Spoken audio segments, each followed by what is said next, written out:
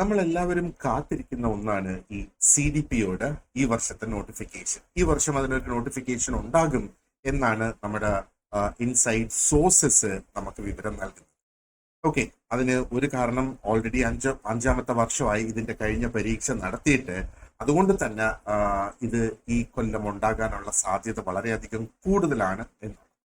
So CDPOയുടെ details, അതിന്റെ eligibility criteria എന്താണ്, qualification എന്താണ് സിലബസ് എന്നൊക്കെയുള്ള കാര്യങ്ങൾ നമുക്ക് ഈ ഒരു വീഡിയോയിലൂടെ ചർച്ച ചെയ്യാം. ആൻഡ് മറ്റൊരു കാര്യം ഞാൻ അറിയിക്കുന്നത്, നമ്മൾ ഓൾറെഡി CDPOയ്ക്കുള്ള പ്രിപ്പറേഷൻ ക്ലാസ്സസ് സ്റ്റാർട്ട് ചെയ്ത് കഴിഞ്ഞിട്ടുണ്ട്. So let's move. അപ്പൊ എന്താണ് ഇതിന്റെ എലിജിബിലിറ്റി ക്രൈറ്റീരിയ, എന്താണ് ക്വാളിഫിക്കേഷൻ എന്നുള്ളത് നമുക്ക് നോക്കാം. അപ്പം ഈ എലിജിബിലിറ്റി ക്രൈറ്റീരിയയും ക്വാളിഫിക്കേഷനും 5 കൊല്ലം മുന്നേ വന്ന ആ ഒരു നോട്ടിഫിക്കേഷൻ, 5-6 കൊല്ലം മുന്നെയാണ് നോട്ടിഫിക്കേഷൻ വന്നത്. ആ നോട്ടിഫിക്കേഷനെ ബേസ് ചെയ്താണ് അപ്പോ ഇക്കൊല്ലം അത് വരുമ്പോ ഇനി ചിലപ്പം ചെറിയ ചേഞ്ചസ് അതിനകത്ത് ഉണ്ടായേക്കാം. അപ്പോൾ ഇത് ഞാൻ ആ ഒരു ഡയറക്റ്റ് റിക്രൂട്ട്മെന്റിന്റെ നോട്ടിഫിക്കേഷൻ ആണ് എടുത്തിരിക്കുന്നത് ഇപ്പൊ ഇതൊന്ന് ചർച്ച ചെയ്യുന്നതിന് വേണ്ടിയിട്ട്. ആൻഡ് ഇത് സ്പെസിഫിക്കലി സ്ത്രീകൾക്ക് വേണ്ടി മാത്രം റിസർവ് ചെയ്തിട്ടുള്ള ഒരു പോസ്റ്റാണ്. പിന്നെ വേക്കൻസീസ് സാധാരണഗതിയിൽ അപ്പോൾ ആ ഒരു സമയത്തുള്ള വേക്കൻസീസ് അവർ പബ്ലിഷ് ചെയ്യാറുണ്ട്. നിലവിൽ ഇതുവരെ നോട്ടിഫിക്കേഷൻ വരാത്തത് കൊണ്ട് നമുക്ക് എന്താണ് വേക്കൻസീസിന്റെ നമ്പേഴ്സ് എത്രയാണ് എന്ന് അറിയില്ല. പക്ഷേ വേക്കൻസി കുറെ അധികം ഉണ്ടാകാനുള്ള സാധ്യത ഇത്തവണ ഉണ്ട്. ഇനി നമുക്ക് നോക്കാം എന്താണ് അതിന്റെ ആ ഒരു ക്രൈറ്റീരിയ. അപ്പൊ ഏജ് ക്രൈറ്റീരിയ ആദ്യം നോക്കാം. അപ്പം ഈ ഏജ് ക്രൈറ്റീരിയ എടുത്തിരിക്കുന്നത് ഈ ഒരു നോട്ടിഫിക്കേഷനിൽ നിന്നാണ്. 196/2020 വന്ന ആ നോട്ടിഫിക്കേഷനിൽ നിന്നാണ്. അപ്പൊ അവിടെ മിനിമം ഏജ് 25 ഇയേഴ്സ് ആണ് പറഞ്ഞേക്കുന്നത്. ചിലപ്പോൾ ഇത് മാറാം, ഇത് മാറി ചിലപ്പോൾ 18 ആകാം എന്ന് പറയുന്നവരുണ്ട്. പക്ഷെ 18 ആയതുകൊണ്ട് നമുക്ക് പ്രയോജനമുണ്ടോ ഇല്ലയോ എന്നുള്ളത് നമ്മൾ ക്വാളിഫിക്കേഷൻ നോക്കുമ്പോൾ നമുക്കത് ചർച്ച ചെയ്യാം. അപ്പൊ നോട്ടിഫിക്കേഷൻ മിനിമം ഏജ് ഏകദേശം 25 തന്നെ ആയിരിക്കാം. മാക്സിമം ഏജ് 41 ആണ് ഈ നോട്ടിഫിക്കേഷനിലുള്ളത്. ഇറ്റ് മേ ചേഞ്ച് എന്നുള്ളത്. ഓക്കെ, അപ്പം ആ ഒരു ഡേറ്റ് റേഞ്ചും കൂടെ അവര് സ്പെസിഫൈ ചെയ്യും നോട്ടിഫിക്കേഷൻ വരുമ്പോൾ. അത് നമുക്ക് പുതിയ നോട്ടിഫിക്കേഷൻ പബ്ലിഷ് ചെയ്തതിന് ശേഷം ആ ഒരു ഡേറ്റ് റേഞ്ച്, അതായത് ജനിച്ച ആ ഒരു ഡേറ്റ് റേഞ്ച് അവർ കൊടുത്തിട്ടുണ്ടാകും. ആ റേഞ്ച് ആ സമയത്ത് നമുക്ക് നോക്കാം. ആൻഡ് SC ST OBC എല്ലാം relaxations will be as per the applicable norms, ആ ഒരു സമയത്ത് ഉള്ള നോംസ്. അപ്പൊ കഴിഞ്ഞ നോട്ടിഫിക്കേഷനിൽ പാരഗ്രാഫ് 2 റെഫർ ചെയ്യാനാണ് പറഞ്ഞിരുന്നത്. ഇത്തവണയും അങ്ങനെ തന്നെ ആയിരിക്കും അത് വരിക. അല്ലെങ്കിൽ എന്തെങ്കിലും ചേഞ്ച് ഉണ്ടോ ജനറൽ കണ്ടീഷൻസിൽ എന്നുള്ളത് നമുക്ക് പുതിയ നോട്ടിഫിക്കേഷൻ വന്നതിന് ശേഷം നമുക്ക് നോക്കാം. അപ്പൊ എന്തായിരുന്നു ഇതിന്റെ ക്വാളിഫിക്കേഷൻ? അപ്പൊ ഇതേ ക്വാളിഫിക്കേഷൻ തന്നെ ആയിരിക്കും ഇത്തവണ എന്നും ഉള്ളത്. അപ്പൊ ക്വാളിഫിക്കേഷൻ നമുക്കൊന്ന് എസെൻഷ്യൽ ക്വാളിഫിക്കേഷനും കൊടുത്തിട്ടുണ്ട്, അതേപോലെ പ്രിഫറൻഷ്യൽ ക്വാളിഫിക്കേഷനും കൊടുത്തിട്ടുണ്ട്. അപ്പൊ എന്താണ് ഇത് രണ്ടും എന്ന് നമുക്ക് നോക്കാം. ഇവിടെ മാസ്റ്റേഴ്സ് ഡിഗ്രി ഹോൾഡർ ആയിരിക്കണം. ഒന്നുകിൽ ഹോം സയൻസിൽ, അല്ലെങ്കിൽ സോഷ്യൽ വർക്കിൽ, അല്ലെങ്കിൽ സോഷ്യോളജി, അല്ലെങ്കിൽ സൈക്കോളജി. ഈ 4 സബ്ജക്റ്റുകാർക്കാണ്, അല്ലെങ്കിൽ അതിനകത്ത് പോസ്റ്റ് ഗ്രാജുവേറ്റ് ഡിഗ്രി ഉള്ളവർക്കാണ് ഇതിന് അപ്ലൈ ചെയ്യാനായിട്ട് സാധിക്കുക. ഒരു റെക്കഗ്നൈസ്ഡ് ആയിട്ടുള്ള ഒരു യൂണിവേഴ്സിറ്റിയിൽ നിന്നുള്ള post graduate in home science, social work, sociology or psychology, ഈ 4-ൽ ഏതെങ്കിലും ഒന്ന് ഉണ്ടായിരിക്കണമെന്ന് നിർബന്ധമാണ്. അപ്പൊ ഇതാണ് അല്ലെങ്കിൽ ആ ഒരു റിക്വയർഡ് ആയിട്ടുള്ള മിനിമം ക്വാളിഫിക്കേഷൻ എന്നുള്ളത്. ഇനി എന്താണ് ഈ പ്രിഫറൻഷ്യൽ ക്വാളിഫിക്കേഷൻ എന്ന് പറയുന്നത്? ഇത് മാൻഡേറ്ററി അല്ല, പക്ഷേ it ads merit. Post graduate diploma in social work ഉണ്ട് എന്നുണ്ടെങ്കിൽ അവർക്ക് ഇത് ഒരു റിക്വയർഡ് ക്വാളിഫിക്കേഷൻ അല്ല, പക്ഷെ ഇതുണ്ടെങ്കിൽ എന്താണ് പറയുന്നത്, ഒരു അഡീഷണൽ അഡ്വാൻറ്റേജ് ആയി മാറും ഇത് ആ ഒരു സെലക്ഷൻ സമയത്ത്. ഓക്കെ, അത്രേ ഉള്ളൂ. അതുകൊണ്ട് ആ ഒരു എന്താ പറയേണ്ടത്, ഒരു ഡിഫറൻസ് നമ്മൾ മനസ്സിലാക്കേണ്ടത് ഇത്രയേ ഉള്ളൂ. പ്രിഫറൻഷ്യൽ ക്വാളിഫിക്കേഷൻ എന്ന് പറയുന്നത് it is in addition to the basic qualification. അതായത് ബേസിക് ആയിട്ട് നമുക്ക് PG ഉണ്ടായിരിക്കണം ഹോം സയൻസിലോ, സോഷ്യൽ വർക്കിലോ, സോഷ്യോളജിയിലോ, സൈക്കോളജിയിലോ. പിന്നെ റാങ്ക് ലിസ്റ്റ് ഒക്കെ തയ്യാറാക്കുന്ന ആ ഒരു സമയത്ത് ഒരു പ്രിഫറൻസ് കിട്ടും എന്നുള്ളതാണ് post graduate diploma in social work ഉണ്ടെങ്കിൽ. കാരണം post graduate diploma in social work എന്ന് പറയുമ്പോഴത്തേക്ക് എന്താണ് അതിന്റെ ആ ഒരു പ്രത്യേകത, ഒത്തിരി അധികം ഫീൽഡ് വർക്കുമായിട്ട് അടുത്ത് കിടക്കുന്ന ഒരു കോഴ്സാണ് ഈ ഒരു കോഴ്സ് എന്ന് പറയുന്നത്, അല്ലേ? അതുകൊണ്ടാണ് അതൊരു പ്രിഫേർഡ് ക്വാളിഫിക്കേഷൻ അല്ലെങ്കിൽ ഒരു പ്രിഫറൻഷ്യൽ അഡീഷണൽ ക്വാളിഫിക്കേഷൻ എന്ന് വേണമെങ്കിൽ നമുക്ക് പറയാം. ഇതുണ്ടെങ്കിലും ഇല്ലെങ്കിലും ജോലി നമുക്ക് കിട്ടാനായിട്ട് വേണ്ടിയത് ഈ ക്വാളിഫിക്കേഷൻ ആണ്. Okay, so let's move on. ഇനി ക്വാളിഫിക്കേഷന്റെ കാര്യത്തെക്കുറിച്ചുള്ള കുറച്ച് ഇമ്പോർട്ടന്റ് നോട്ട്സ് ആണ് ഇവിടെ ഉള്ളത്. അപ്പം ഇക്വലന്റ് ക്വാളിഫിക്കേഷൻ ക്ലെയിം ചെയ്യുന്നവർ ഉണ്ടെങ്കിൽ അതിന്റെ ഗവൺമെന്റ് ഓർഡർ നമ്മൾ അറ്റാച്ച് ചെയ്യണം ആ ഒരു വെരിഫിക്കേഷന് വേണ്ടിയിട്ട്. അപ്പൊ ഈ ഗവൺമെന്റ് ഓർഡർ യൂഷ്വലി അതിന് ഇക്വലന്റ് ആയിട്ടുള്ള എന്തെങ്കിലും ഗവൺമെന്റ് ഓർഡർ ഉണ്ടെങ്കിൽ അത് നോട്ടിഫിക്കേഷൻ വരുന്ന സമയത്ത് തന്നെ ആ നോട്ടിഫിക്കേഷനിൽ ഒരു ലിങ്ക് ആയിട്ട് കൊടുത്തിട്ടുണ്ടാകും. അത് നമ്മൾ എടുത്തു വെക്കണം, കാരണം ഡോക്യുമെന്റ് അപ്ലോഡ് ചെയ്യുന്ന സമയത്ത് നമുക്കത് ആവശ്യമായിട്ട് വരും. അതേപോലെ കാസ്റ്റ് സർട്ടിഫിക്കറ്റ്, കമ്മ്യൂണിറ്റി ഡിസ്ക്രിപ്പൻസീസ് വിത്ത് SSLC റെക്കോർഡ്സ്, അങ്ങനെയുള്ള എന്തെങ്കിലും ഉണ്ടെങ്കിൽ അതിനുള്ള കറക്ഷൻ ചെയ്തിട്ടുണ്ടാകണം. ആ കറക്ഷൻ ചെയ്യുമ്പം ഗസറ്റഡ് നോട്ടിഫിക്കേഷൻ ഒക്കെ കൊടുക്കണം. And non creamy layer, community certificate, ഇതൊക്കെ എടുത്ത് വെക്കേണ്ടിയവര് അതൊക്കെ എടുത്ത് വെക്കുക എന്നുള്ളത്. ഓക്കെ, അപ്പൊ ഇത്രയാണ് നമ്മുടെ ക്വാളിഫിക്കേഷന്റെ കാര്യങ്ങൾ നമുക്ക് സ്പെസിഫിക് ആയിട്ട് നോക്കാനാണെങ്കിൽ. ഇനി എന്താണ് ഇതിന്റെ സിലബസ് എന്നുള്ളത് നമുക്കൊന്ന് നോക്കാം, ഒരു quick overview of the syllabus.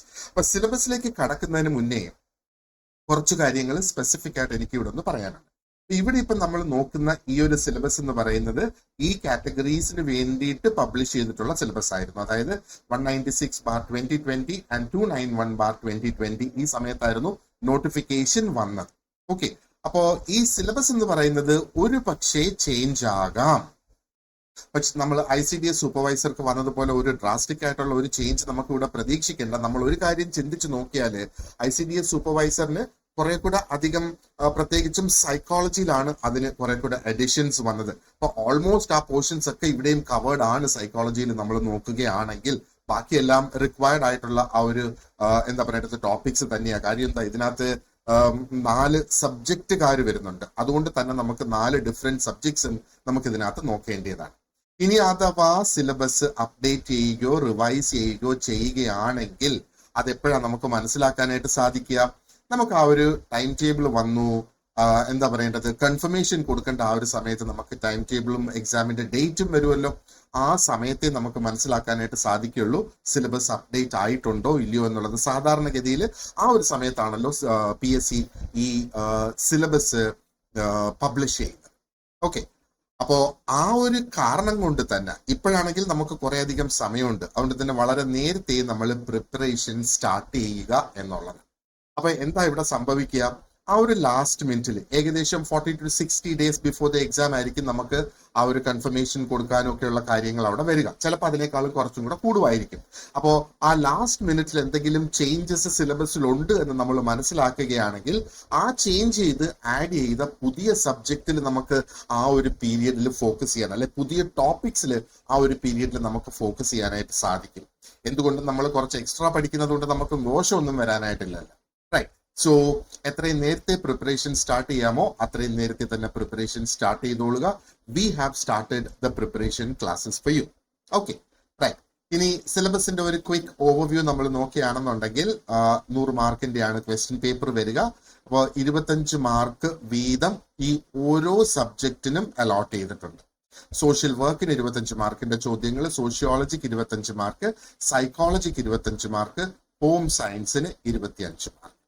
ഈ കഴിഞ്ഞ സിലബസ് പബ്ലിഷ് ചെയ്യുന്ന സമയത്ത് തന്നെ ഓൾറെഡി ഇതൊരു റിവൈസ്ഡ് സിലബസ് ആയിട്ട് തന്നെയാണ് വന്നിരുന്നത് എന്നുള്ള കാര്യവും നമ്മൾ ഓർക്കുക. അപ്പൊ കഴിഞ്ഞ പരീക്ഷയ്ക്ക് ഇത് ഓൾറെഡി റിവൈസ്ഡ് ആയിരുന്നു. റൈറ്റ്. അപ്പം ഓരോ സെക്ഷനും നമ്മൾ നോക്കുകയാണെന്നുണ്ടെങ്കിൽ നമ്മൾ ആ ക്വസ്റ്റ്യൻ പേപ്പേഴ്സും കൂടിയൊക്കെ ഒന്ന് അനലൈസ് ചെയ്താൽ തിയറിറ്റിക്കൽ നോളജ് നമുക്ക് എന്തുമാത്രം ഉണ്ട്, ആ ഒരു തിയറിയുടെ നോളജസ് എന്തുമാത്രം ഉണ്ട് എന്ന് നമ്മളെ ടെസ്റ്റ് ചെയ്യുക. അതേപോലെ ആ ഒരു അപ്ലൈഡ് ആയിട്ടുള്ള അണ്ടർസ്റ്റാൻഡിങ്ങും ചെക്ക് ചെയ്യുന്ന തരത്തിലുള്ള ക്വസ്റ്റ്യൻസ് ആണ് പ്രീവിയസ് എക്സാംസ് നമ്മൾ നോക്കുകയാണെന്നുണ്ടെങ്കിൽ വന്നത്. ആൻഡ് എന്താ പറയേണ്ടത്, എല്ലാം ആ ഒരു ചൈൽഡ് ഡെവലപ്മെന്റ് ആൻഡ് വെൽഫെയറിനെ ഉദ്ദേശിച്ച്, അല്ലെങ്കിൽ അത് തന്നെയാണ് നമ്മുടെ മെയിൻ തീം ഈ 4 സബ്ജക്റ്റിൽ നിന്നും വരാൻ പോകുന്നത്. ഒബ്ജക്റ്റീവ് ടൈപ്പ് ക്വസ്റ്റ്യൻസ് ആണ്.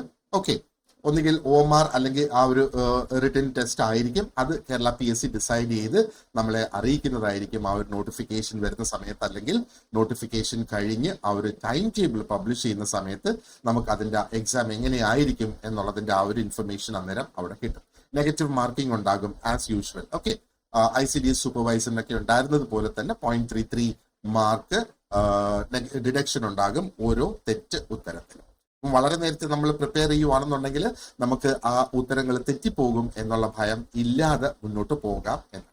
ഇനി എന്തൊക്കെയാണ് സബ്ജക്ട്സ് അല്ലെങ്കിൽ എന്തൊക്കെയാണ് ഡിഫറെന്റ് മോഡ്യൂൾസ് എന്ന് നമുക്ക് നോക്കാം. സോഷ്യൽ വർക്ക് നേരത്തെ പറഞ്ഞതുപോലെ 25 മാർക്കിന്റെ ചോദ്യങ്ങൾ ഉണ്ടാകും.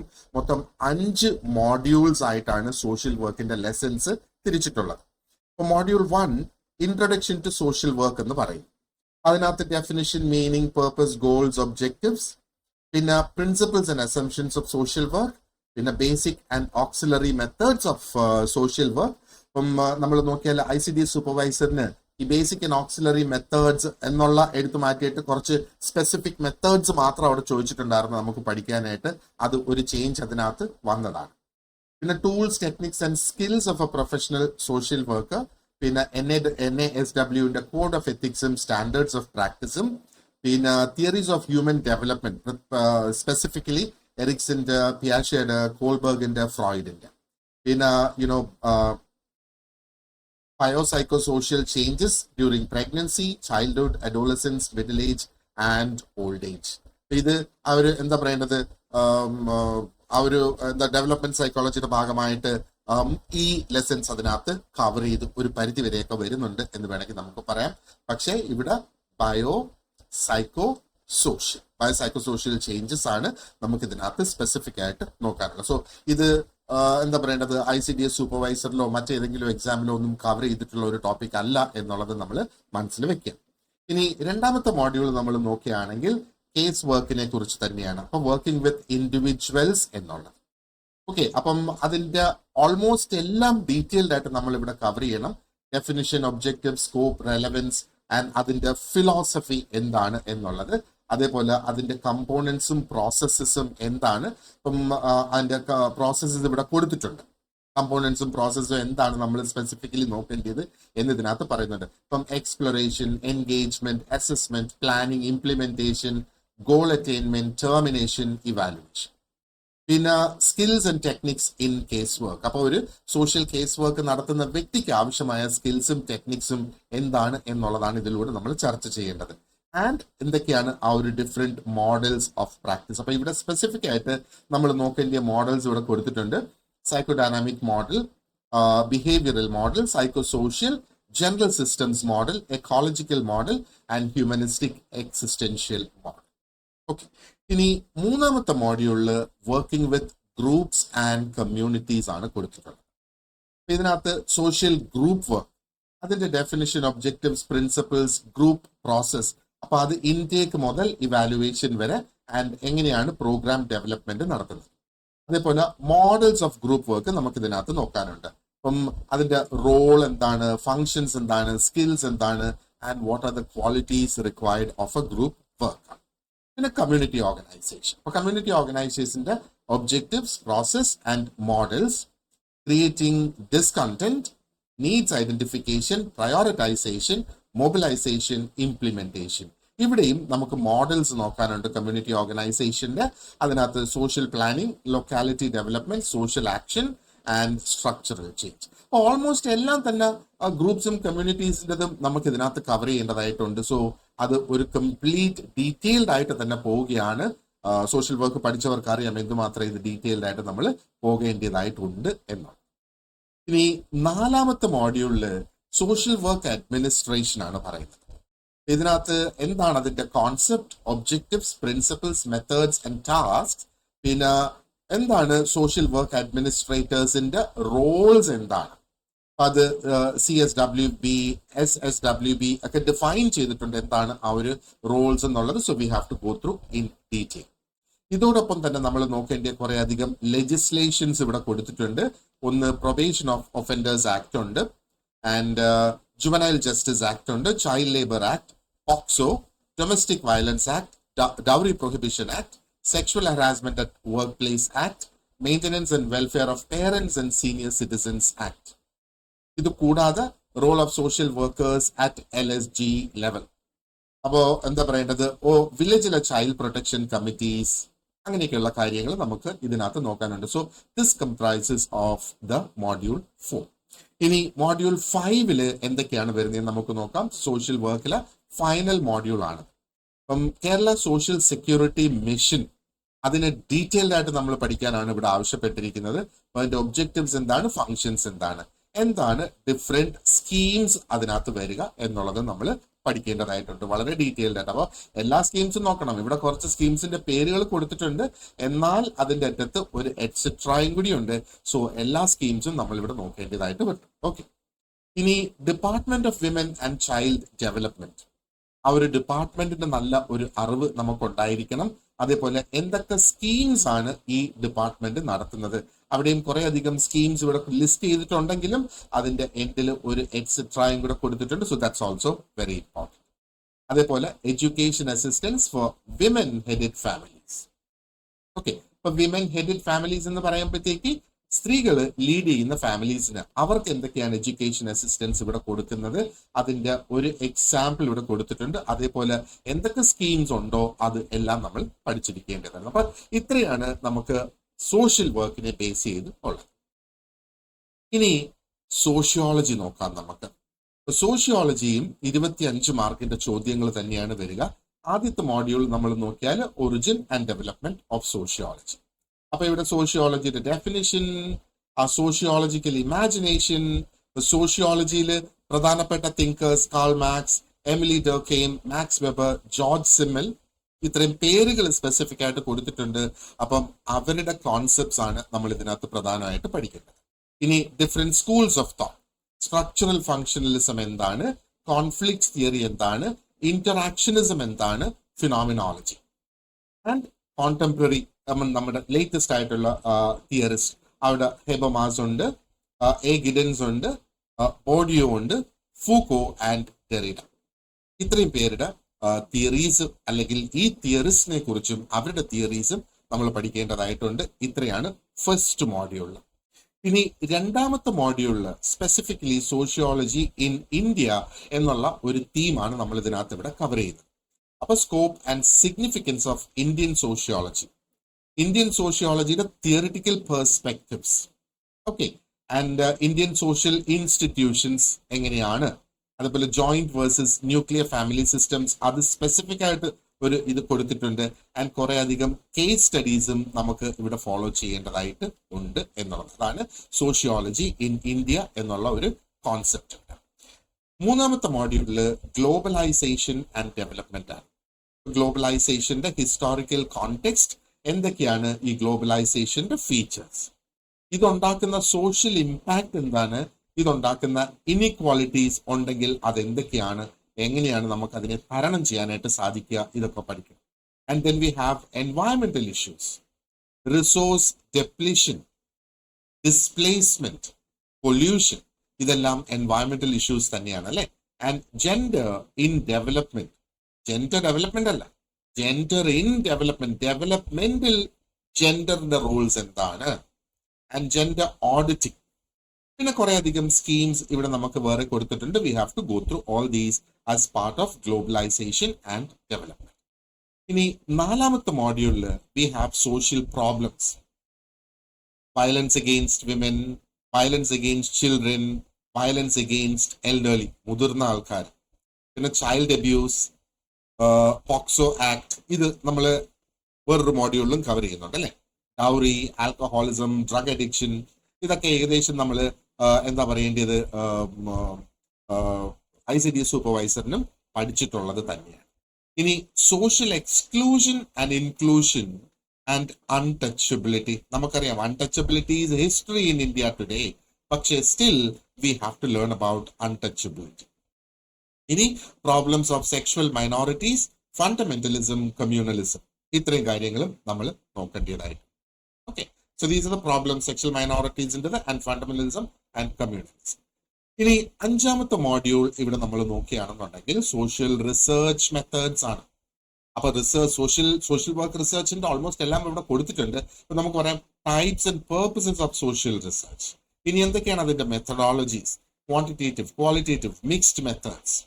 ഇനി ഈ റിസർച്ച് മെത്തേഡ്സിന്റെ ഡിസൈൻസ് എങ്ങനെ വരുന്നത്, cross sectional, longitudinal, case study.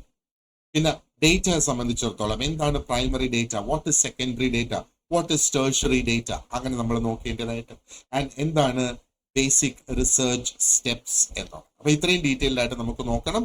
ഇതിനകത്തും 5 മോഡ്യൂൾസ് തന്നെയാണ് നമുക്ക് ഉള്ളത്. Okay, now we move on to psychology. അപ്പൊ സൈക്കോളജിക്കും ഇവിടെ 25 മാർക്കിന്റെ തന്നെയാണ് ചോദ്യങ്ങൾ വരുന്നത്. പക്ഷേ മോഡ്യൂൾസിന്റെ എണ്ണം കൂടുതൽ. ഇവിടെ 6 മോഡ്യൂൾസ് ഉണ്ട് എന്നാണ് എന്റെ വിശ്വാസം. So module 1 introduction to psychology. അപ്പോ ഇവിടെ നമുക്ക് ഡെഫിനിഷൻസും പ്രധാനപ്പെട്ട അപ്രോച്ചസ് എന്തൊക്കെയാണ്. സോ നമ്മൾ സൈക്കോളജിയുടെ ഡെഫിനിഷൻസ് ആൻഡ് മേജർ ആയിട്ടുള്ള approaches like structuralism, behaviouralism, gestalt, psychoanalysis, humanism and cognitive.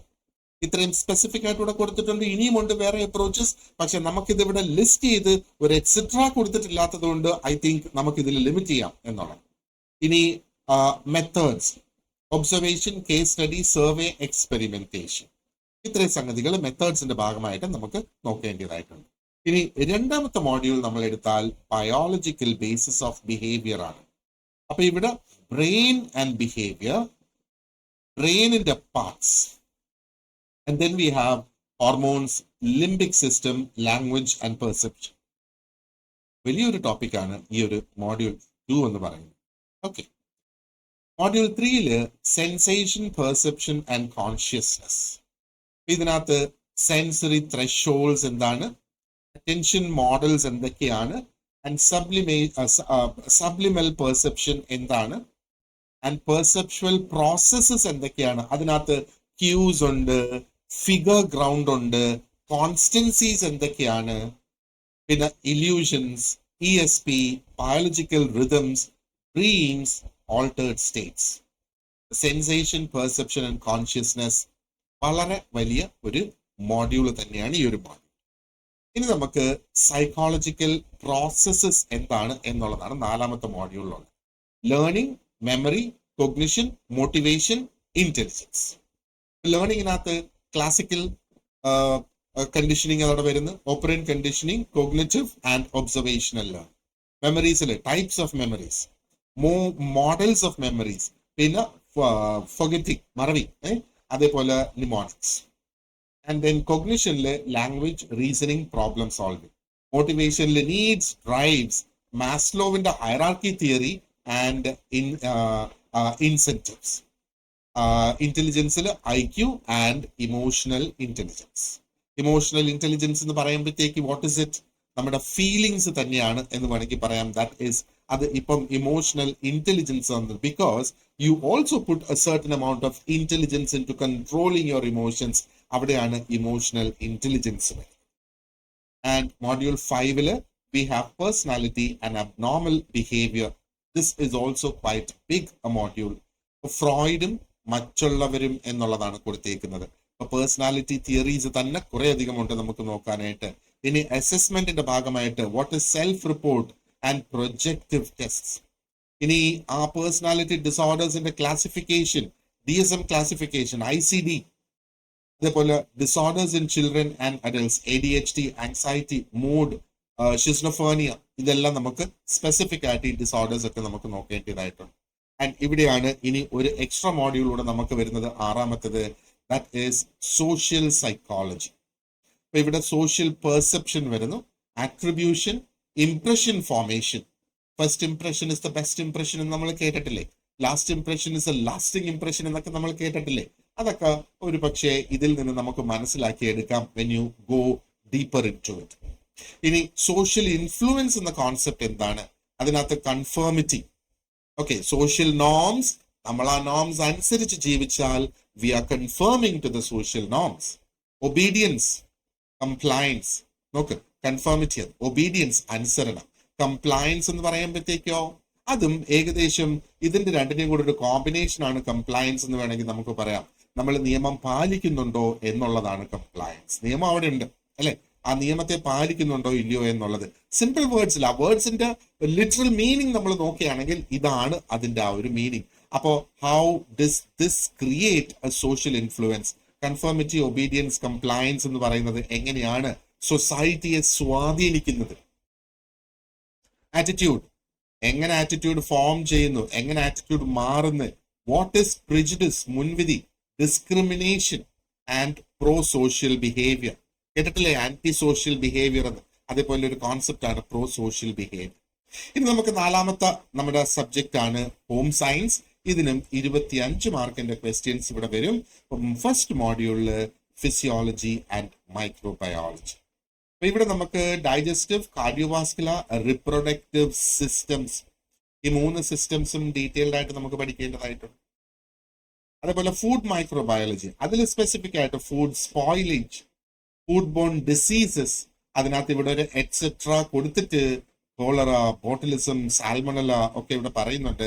അപ്പോ ഇത് കൂടാതെ ഇനിയും ഒരുപാട് അധികം ഫുഡ് ബോൺ ഡിസീസസ് ഉണ്ട്, അത് നമ്മൾ പഠിക്കണം. And about the viral infections, AIDS, COVID-19, polio, പിന്നെ role of mould and east.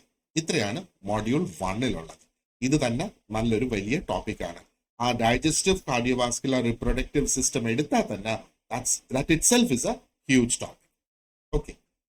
Module 2-ല് ചൈൽഡ് ഡെവലപ്മെന്റ് ആൻഡ് വെൽഫെയർ ആണ്. ഇവിടെ പ്രീനേറ്റൽ ഡെവലപ്മെന്റൽ ഫാക്ടേഴ്സ്, ഇത് ICDSE എടുത്തു കളഞ്ഞ ഒരു ടോപ്പിക്കാണ്. Types of birth, birth process, പിന്നെ premature, LBW, low birth weight babies, നിയോനേറ്റിന്റെ ക്യാരക്ടറിസ്റ്റിക്സ്. ഇനി breastfeeding, immunisation, infant feeding, പിന്നെ ഓരോ മൈൽ സ്റ്റോൺസ്, കുട്ടികളുടെ വളർച്ചയുടെ ഓരോ സ്റ്റേജസിനെ ഓരോ മൈൽ സ്റ്റോൺസ് എന്ന് പറയാം. Then importance of play, discipline എങ്ങനെ ഡെവലപ്പ് ആകുന്നത്, ഫാമിലി നോംസ് എങ്ങനെ എസ്റ്റാബ്ലിഷ് ആകുന്നത്, ആൻഡ് ഫാമിലി പ്ലാനിങ്. പിന്നെ children with special needs, STDs and sex education. STDs are sexually transmitted diseases and sex education. ഇത്രയും മോഡ്യൂൾ 2-ന്റെ ഭാഗമായിട്ട് വരും.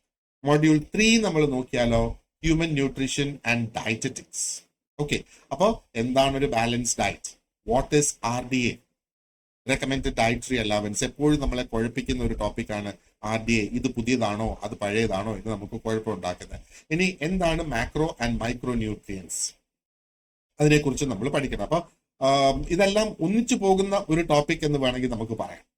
ഇനി ഡെഫിഷ്യൻസീസ് ആൻഡ് ടോക്സിസിറ്റീസ്, അതേപോലെ medical nutrition therapy for NCDs, diarrhoea, pregnancy, lactation, old age. ഇനി nutritional problems in the community, അതേപോലെ national and international nutrition agencies, nutrition assessment techniques. ഇത്രയുണ്ട്. വളരെ ഡീറ്റെയിൽഡ് ആയിട്ടുള്ള ഒരു സിലബസ് ആണ്. ഇനി ഇതിന്റെ 4ാമത്തെ മോഡ്യൂൾ നമ്മൾ നോക്കിയാൽ എക്സ്റ്റൻഷൻ എഡ്യൂക്കേഷൻ ആൻഡ് കമ്മ്യൂണിക്കേഷൻ. ഇതും ICT സൂപ്പർവൈസറിന് ഉണ്ടായിരുന്നു.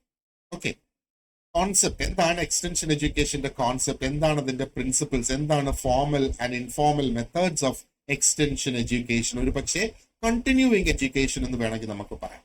ഇനി എന്താണ് പ്രോഗ്രാം പ്ലാനിങ്, എക്സിക്യൂഷൻ, ഇവാലുവേഷൻ. ഒരു എഡ്യൂക്കേഷൻ പ്രോഗ്രാം തന്നെ എങ്ങനെയാണ് അതിനെ പ്ലാൻ ചെയ്യുന്നത്, എങ്ങനെ അതിനെ നടപ്പാക്കിയെടുക്കുന്നത്, അതാണ് എക്സിക്യൂഷൻ.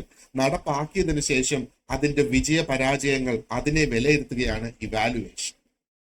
കമ്മ്യൂണിക്കേഷൻ, അതിനകത്ത് journalism, radio, TV, folk media, ഇനി NGOs, CSR, corporate social responsibility, അതേപോലെ പോപ്പുലേഷൻ പോളിസീസും നമുക്ക് പഠിക്കേണ്ടതായിട്ട്. ഒബ്വിയസ്ലി ഇന്ത്യയുടെ population policies, welfare schemes for the elderly and gender sensitisation. ഇത്രയാണ് മോഡ്യൂൾ 4-ന്റെ ഭാഗമായി. ഇനി module 5, this is the last module here, basic food science ആണ്. അപ്പോൾ നമ്മുടെ ഡിഫറെന്റ് ഫുഡ് ഗ്രൂപ്പ്സ് നമുക്ക് നോക്കാം. അതിനകത്ത് കുറെ എക്സാമ്പിൾസ് ഇവിടെ കൊടുത്തിട്ടുണ്ട്. Cereals, pulses, vegetables, fruits, milk, meat, etcetera. ഇനി അതിന്റെ കോമ്പോസിഷൻ എന്തൊക്കെയാണ്, ന്യൂട്രീഷൻ അല്ലെങ്കിൽ ന്യൂട്രീഷണൽ വാല്യൂ, എങ്ങനെ നമ്മുടെ ഇതിന്റെ സെലക്ഷൻ നടത്തണം, എങ്ങനെ ഈ ഫുഡ് സ്റ്റോർ ചെയ്യുക, പിന്നെ ഫുഡിന്റെ ലേബലിംഗ് എങ്ങനെയാണ്, FSSAI അതിന്റെ സ്റ്റാൻഡേർഡ്സ് ഒക്കെ എങ്ങനെയാണ് പ്രവർത്തിക്കുന്നത് എന്നാണ്. ഇനി ഫുഡിന്റെ prevention methods, food adulteration and ഫുഡിൽ ഉപയോഗിക്കുന്ന അഡിറ്റീവ്സ്. ഇതും ഒരു ലാർജ് ഏരിയ തന്നെയാണ്. ഈ കുഞ്ഞ് ടോപ്പിക്സിനകത്ത് നമുക്ക് കവർ ചെയ്യാനായിട്ടുള്ളത്. അപ്പോൾ ഇത്രയാണ് നമ്മുടെ ആ ഒരു ടോട്ടൽ സിലബസ് എന്ന് പറയുന്നത്. ഇപ്പൊ തന്നെ മനസ്സിലായല്ലോ എന്തുമാത്രം ഡീപ്പാണ് ഇത് എന്നുള്ളത്. ഹോം സയൻസ് പഠിച്ചിരിക്കുന്ന വ്യക്തി ബാക്കി 3 സബ്ജക്ട്സും പഠിച്ചിട്ടുണ്ടാവില്ല. സൈക്കോളജി പഠിച്ചിട്ടുള്ള വ്യക്തി ബാക്കി 3 സബ്ജക്ട്സും പഠിച്ചിട്ടുണ്ടാവില്ല. അപ്പോ വളരെ പെട്ടെന്ന് തന്നെ നിങ്ങളുടെ പ്രിപ്പറേഷൻ സ്റ്റാർട്ട് ചെയ്യുക. ഒന്നുകിൽ നിങ്ങൾക്ക് ഓപ്പൺ സ്കൂളിൽ, നമ്മുടെ സ്കൂളിൽ ജോയിൻ ചെയ്ത് നിങ്ങളുടെ പ്രിപ്പറേഷൻ ഇമീഡിയറ്റ് ആയിട്ട് നിങ്ങൾക്ക് സ്റ്റാർട്ട് ചെയ്യാം. നിങ്ങളുടെ സ്വന്തം മാർഗം കണ്ടുപിടിച്ച് മറ്റേതെങ്കിലും മാർഗത്തിലൂടെ നിങ്ങൾ നിങ്ങളുടെ പ്രിപ്പറേഷൻ എത്രയും പെട്ടെന്ന് സ്റ്റാർട്ട് ചെയ്യണം എന്ന് തന്നെയാണ് എനിക്ക് ഇന്ന് നിങ്ങളോട് ഒരു ഒരു ഒരു ഒരു അഡ്വൈസ് തരാനുള്ളത്. ഓക്കെ, അപ്പൊ ഈ വീഡിയോയുടെ ഡിസ്ക്രിപ്ഷൻ ബോക്സിൽ നമ്മുടെ വാട്സാപ്പ് സ്റ്റഡി ഗ്രൂപ്പ് ജോയിൻ ചെയ്യാനുള്ള ലിങ്ക് കൊടുത്തിട്ടുണ്ട്. ഇനി നമ്മുടെ കോഴ്സിന് ജോയിൻ ചെയ്യാൻ താല്പര്യമുള്ളവർക്ക് ഈ ഒരു നമ്പറിൽ എന്നെ കോൺടാക്ട് ചെയ്യാം. ഈ ഇൻഫർമേഷൻ ഡിസ്ക്രിപ്ഷൻ ബോക്സിലും ഞാൻ കൊടുത്തിട്ടുണ്ടാകും. അപ്പോൾ കോഴ്സിന്റെ ഡീറ്റെയിൽസ്, അതിന്റെ സ്ട്രക്ചർ, എത്ര ദിവസം കൊണ്ട് നമ്മൾ കോഴ്സ് കംപ്ലീറ്റ് ചെയ്യും, അതിന്റെ ഫീ സ്ട്രക്ചർ, ഇങ്ങനെയൊക്കെയുള്ള കാര്യങ്ങൾ അറിയാനായിട്ട് please call me or send me A message on WhatsApp. വാട്സാപ്പിൽ ഈ നമ്പറിൽ എനിക്ക് വാട്സാപ്പ് ഉണ്ട്, ഒരു മെസ്സേജ് അയച്ചാലും മതി. ഇനി അതല്ല, നമ്മുടെ സ്റ്റഡി ഗ്രൂപ്പ് ജോയിൻ ചെയ്താൽ പീരിയോഡിക്കലി ഞാൻ ഈ കോഴ്സിന്റെ ഡീറ്റെയിൽസ് എല്ലാം അവിടെ അപ്ലോഡ് ചെയ്തുകൊണ്ടേയിരിക്കും. ഓക്കെ, അപ്പൊ നമ്മുടെ ചാനൽ ഇതുവരെ സബ്സ്ക്രൈബ് ചെയ്യാത്തവരാരെങ്കിലും ഈ വീഡിയോ കാണുകയാണെങ്കിൽ ചാനൽ ഒന്ന് സബ്സ്ക്രൈബ് ചെയ്യുക, വീഡിയോ ഷെയർ ചെയ്യുക, നിങ്ങളുടെ കമന്റ്സ് പോസ്റ്റ് ചെയ്യുക, എന്തൊക്കെ നിങ്ങൾ നമ്മളിൽ നിന്ന് പ്രതീക്ഷിക്കുന്നു എന്ന് പറയുക. I will make all those things available for you. So thank you very much for watching this video, and you have a great day ahead. Wish you all the very best for your exam preparation.